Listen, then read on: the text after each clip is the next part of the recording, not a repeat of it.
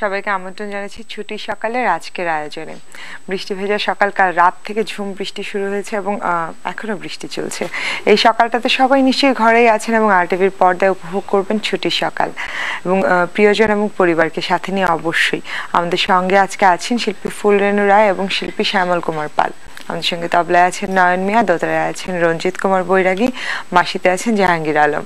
আর আপনারা আমাদেরকে ফোন করতে পারবেন 0961177788, 91284777 এবং 913516 এই নাম্বারগুলিতে। আমাদের সঙ্গে আজকে যারা আছেন তারা আমাদেরকে আজকে মাটির গান শোনাবেন। প্রথম যখন বৃষ্টি হয় বর্ষায় তখন মাটি থেকে একটা ভেজা গন্ধ আসে, সেই সোদা গন্ধের গান আমরা আজকে শুনবো এবং আমরা আমাদের বাঙালি ঐতিহ্যকে অবশ্যই একবার করে মনে করবার চেষ্টা করবো ছুটির সকালের মাধ্যমেই কেন হোক। আর শ্যামলদা আর ফুলরেণুদি আছেন আমাদের সঙ্গে, সকালটা নিশ্চয়ই খুব ভালো কাটবে। যারা বাজাবেন তারাও আমাদের খুব পরিচিত। প্রথমে দুজনকেই আমন্ত্রণ জানাচ্ছি ছুটির সকালে এবং সময় করে এসেছেন সেজন্য আপনাদেরকে অনেক ধন্যবাদ। আরটিভিকেও ধন্যবাদ। আরটিভিকে অনেক ধন্যবাদ। ফুলরেণুদি, আপনার কাছেই প্রথমে শুনি যে আপনার গানের শুরুটা কিভাবে হয়েছিল এবং এই ফোক গানের প্রতি, মাটির গানের প্রতি ভালো লাগাটা এবং ভালোবাসাটা কিভাবে তৈরি হয়েছে?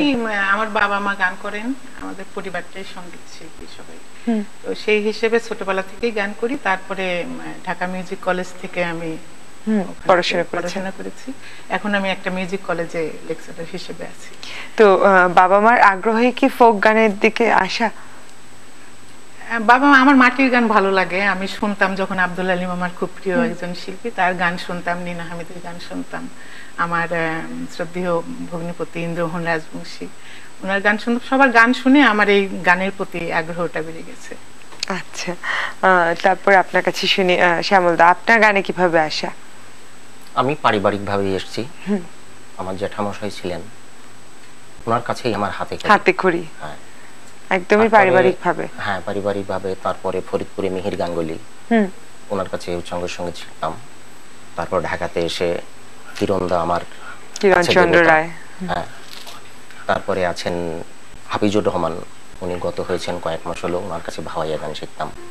তারপরে ইন্দ্রমোহন রাজবংশী, উনি তো আসলে আমার শিক্ষক। ইন্দ্রমোহন রাজবংশী আমাদের এখানে গান করে গিয়েছেন, দীপ্তিদি গান করে গিয়েছেন। তো প্রথমে আজকে ফুলরেণুর দিকে দিয়ে শুরু করি, কি শুনবো? আমি প্রথমে একটি লাল মেঘটি গাইব। আচ্ছা।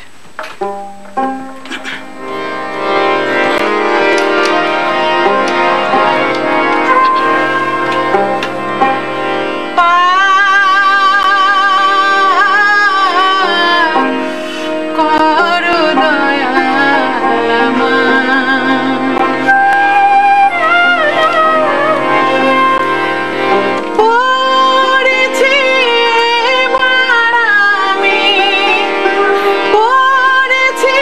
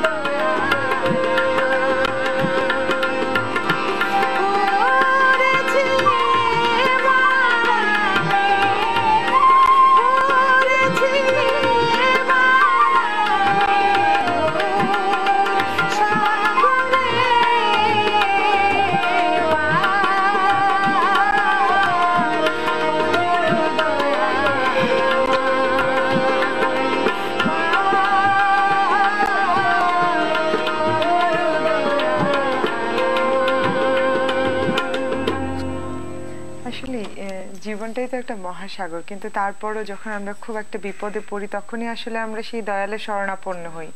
তার আগে সেই ভালো মুহূর্তটুকুতে আমরা কিন্তু তাকে ভুলে থাকি। এই জন্যই হয়তো উনি আমাদেরকে সংকটে ফেলেন এবং আমাদেরকে পরীক্ষা করেন যে আমাকে তোমরা স্মরণ করো, আমি একজন আছি তোমাদেরকে সাহায্য করবার জন্য। খুব সুন্দর লাগলো সকালবেলায় সাইজির গান। তারপর শ্যামলদা আপনার কাছে কি শুনবো? আমি দিদি তো লালন গীতি দিয়ে শুরু করেছেন, আমিও আসলে সঙ্গীত তো আমি বলবো সাধনা নয় প্রার্থনা। অবশ্যই। যার মাধ্যমে সরাসরি তার সাথে তার সান্নিধ্য লাভ করা যায়, তেমনি একটা প্রার্থনা সঙ্গীত লালন সাইজির।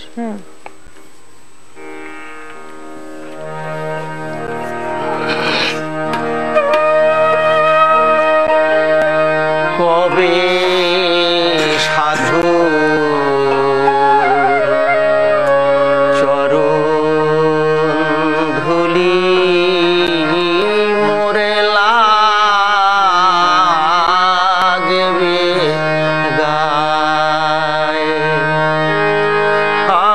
বসে আছি আশা সিন্ধু তুলে সদা, আমি বসে আছি আশা সিন্ধু তুলে সদা, কবে সাধুর চরণ ধুলি মোরে লাগবে গায়, কবে সাধুর চরণ ধুলি।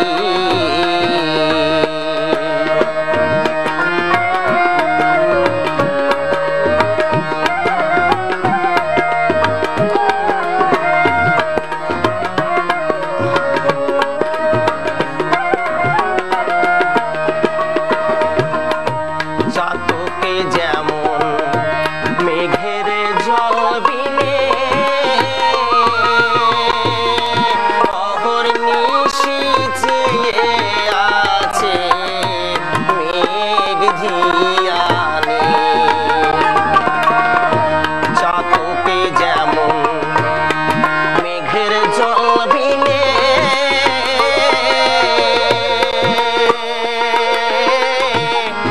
অহরে নিশি চেয়ে আছে মেঘ ধিয়ানে, ও তার তৃষ্ণায় মৃত্যু গতি জীবনে হলো এই দশায় আমায়,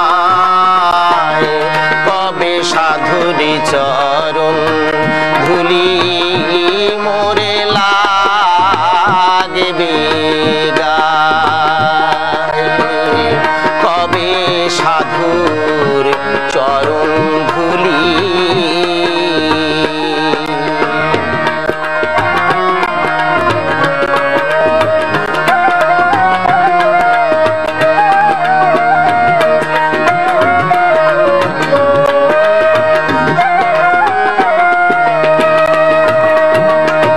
ভজনে সাধন আমাকে নাই, কেবল মহতে নামে তেই গো দোহাই, ভজন সাধন আমাকে নাই, কেবল মহতে নামে দেই গো দোহাই, তোমার নামের মহিমা জানাও গোসাই, পাপীর হও সদয়, কবে সাধুর চরণ ধুলি মোরে লাগবে গায়, কবে সাধুর চরণ ধুলি।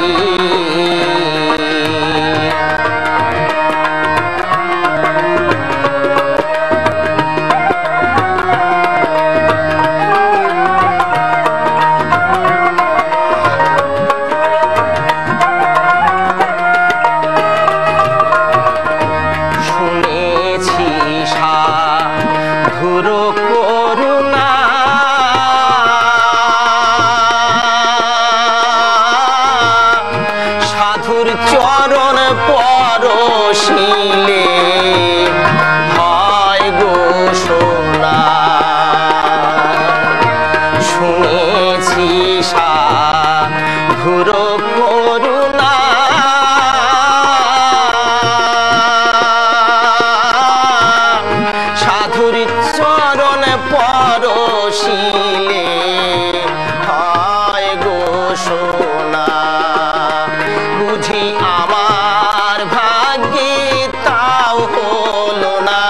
ফকির লালন কেঁদে কয় বুঝি আমার ভাগ্যে তাও হলো না ফকির লালন কেঁদে কয় কবে সাধুরি চরণ ধুলি মোরে লাগবে গায়ে কবে সাধুর চরণ ধুলি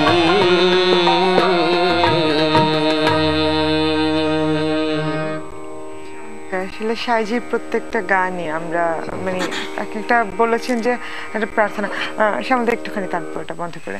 হ্যাঁ, এই যে প্রত্যেকটা গান আপনি যে কথাটা বললেন যে একটা প্রার্থনা, এটা আসলে ঈশ্বরকে আরাধ্য করে, সঙ্গীতকে আরাধ্য করে কিন্তু আরেকটা নতুন জীবন আপনারা যে জীবনটাকে সঙ্গী করেছেন। এবং আমাদেরও যখন ক্লান্তি আসে, অবসাদ আসে, আমরা কিন্তু সেই সঙ্গীতের কাছে ফিরে যাই। এবং আমাদের সঙ্গে যারা বাজাচ্ছেন খুব ভালো বাজাচ্ছেন, খুব ভালো লাগছে গান শুনে। দর্শক আছেন, কথা বলে আসছি। হ্যালো হ্যালো, জি আসসালামু আলাইকুম। ওয়ালাইকুম আসসালাম, শুভ সকাল। শুভ সকাল, ভালো আছেন? হ্যাঁ বলুন, কে বলছেন? একটুখানি নামটা বলে। গানের অনুরোধ ছিল একটু ব্যতিক্রম ধর্মী গান, ওনার গলাটা ভালো লাগলো, রাগ আছে ওনার এবং ওনার ভাব আছে। আব্দুল করিম সাহেবের একটু গান। আব্দুল করিমের গান। চলিতে চলন চলে না, দিনে দিনে অবশ্যই আগের বাহাদুরি গেল কই। আচ্ছা, অনেক ধন্যবাদ অনুরোধের জন্য। কে বলছিলেন আমরা জানতে পারলাম না, তারপরেও ফোন করেছেন সেই জন্য অনেক ধন্যবাদ।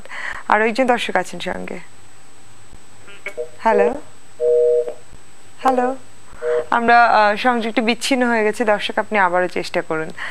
তো অনুরোধ আসা শুরু হয়েছে ফুলের নদী, তারপর আপনার কাছে কি শুনবো? আমি এবার একটি সংগ্রহের গান গাচ্ছি। আচ্ছা, বাউলের।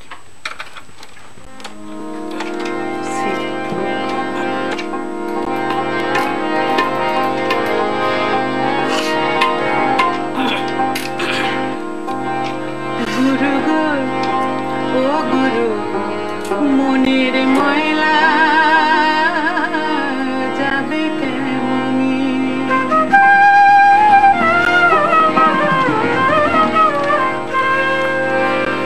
আমার মনে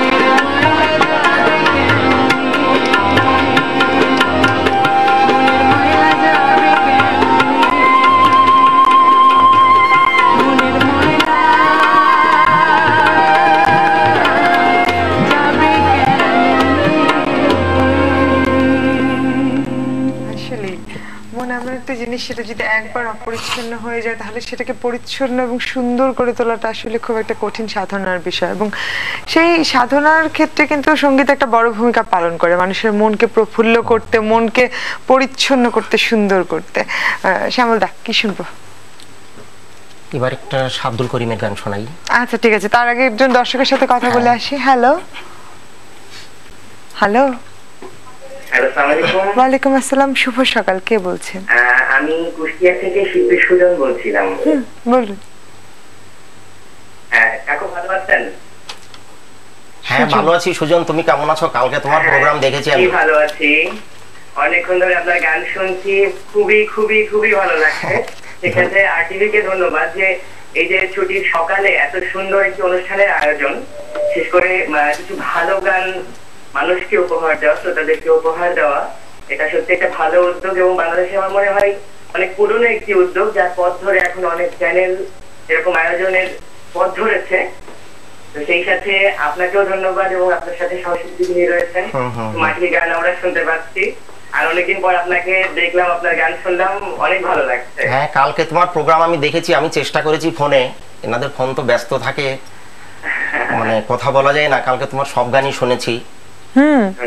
অনেক ধন্যবাদ সুজন ভাই আপনাকে। আপনি কালকে আমাদের সঙ্গে ছিলেন, আমাদের সকালটাও কালকে খুব ভালো কেটেছে, এবং আজকে আপনি ছুটি সকাল উপভোগ করছেন, নিশ্চয়ই আপনার সকালটা খুব ভালো কাটছে। শ্যামলদা, শুনি তাহলে।